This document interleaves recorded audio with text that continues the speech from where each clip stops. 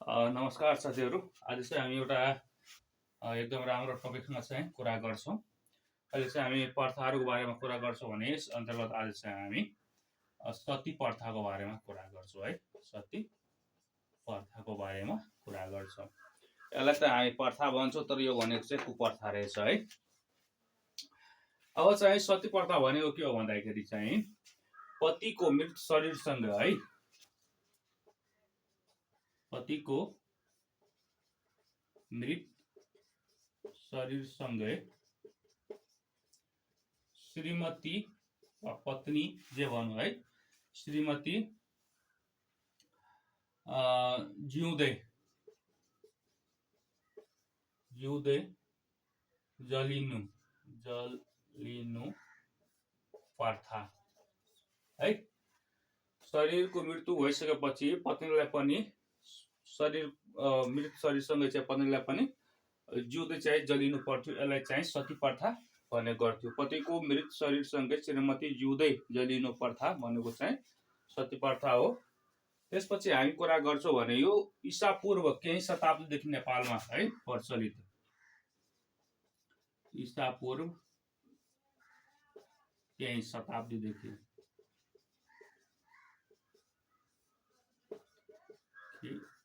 नेपालमा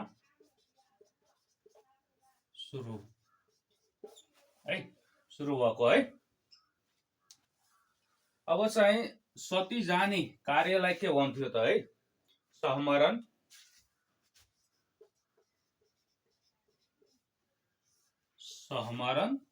त्यसपछि चाहिँ भनिन्थ्यो सहगमन र अन्वारोहण है, अन्वारोहण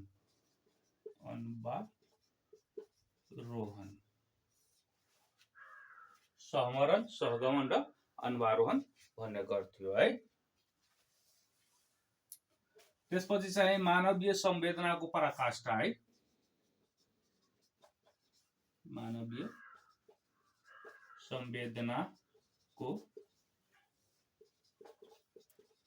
काष्ठा यो चाहिँ सोधिसकेको छ है 2078 सालमा। त्यस्तै गरी चाहिँ यो खास गरेर चाहिँ राजपरिवार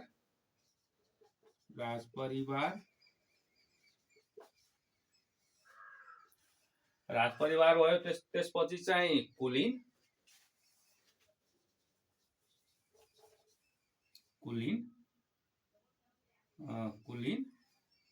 र ब्राह्मण परिवारमा है, परिवारमा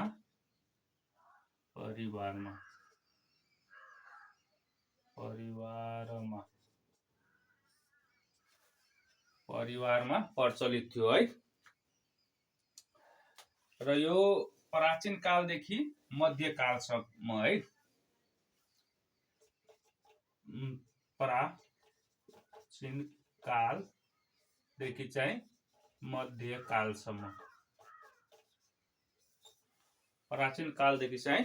मध्यकालसम्म चाहिँ रहेको थियो है।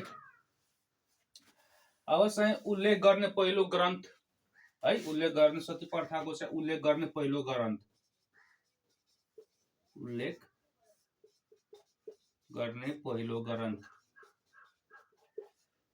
ग्रन्थ कुन हो भने विष्णु सूत्र है, विष्णु धर्मसूत्र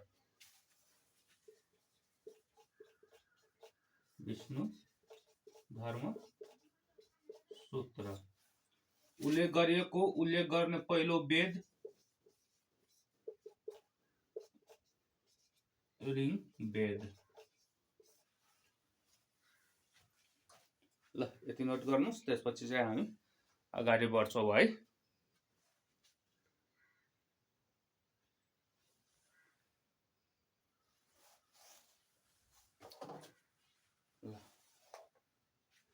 मानवीय संवेदनाको परिकाष्ठा यो माविमा चाहिँ 2078 चाहिँ सोधिसकेको प्रश्न हो है। पहिलो चाहिँ उल्लेख गर्ने ग्रन्थ भनेको विष्णु धर्मसूत्र, पहिलो उल्लेख भएको वेद चाहिँ ऋग्वेदमा चाहिँ यसको चाहिँ वर्णन गरेको पाइन्छ है। अब चाहिँ हामी अगाडि बढौँ त। अब चाहिँ हामी सुधारतिर जाउँ। अब कसले के सुधार है, सुधारक।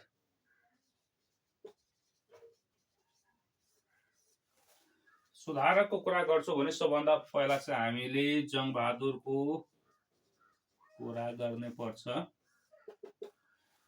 जङ्गबहादुरले चाहिँ विक्रम सम्वत 1910 है, विक्रम सम्वत 1910 को मुलुकी ऐनमा है, 1910 को मुलुकी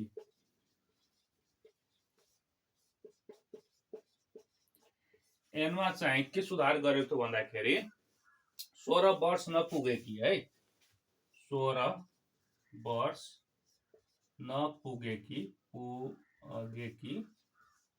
त्यस्तै चाहिँ गर्भवती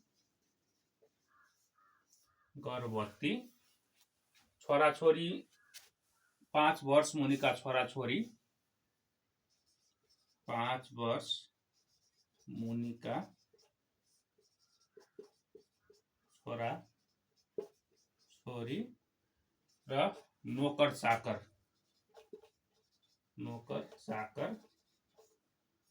37 जनामा रोक लगायो है।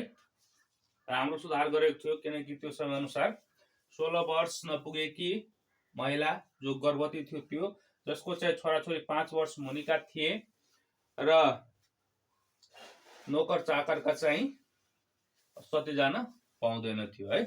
त्यसपछि चाहिँ हामीहरूको कुरा गर्छौँ भने वीर शमशेरको कुरा गर्नुपर्छ।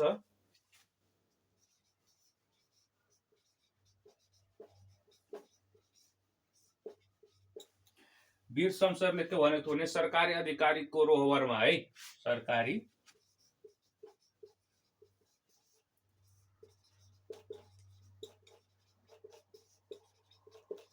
अधिकारीको रोहबरमा मात्र 37 जना पाउने, मात्र 37 जना पाउने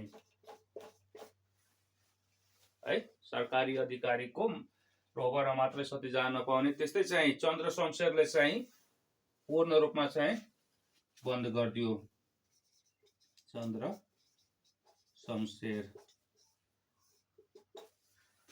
शमशेर विक्रम सम्वत 1977 असार 25 मा पूर्ण रूपमा सती प्रथाको अन्त्य। विक्रम सम्वत 1977 असार 25 मा चाहिँ चन्द्र शमशेरले पूर्ण रूपमा चाहिँ सती प्रथामा चाहिँ रोक लगायो है। राम्रो काम गरेको थियो, किनकि यस्तो प्रथा चाहिँ हुनु हुँदैन जहाँ चाहिँ श्रीमान मरिसकेपछि श्रीमतीलाई चाहिँ जिउँदै जल्नु पर्छ।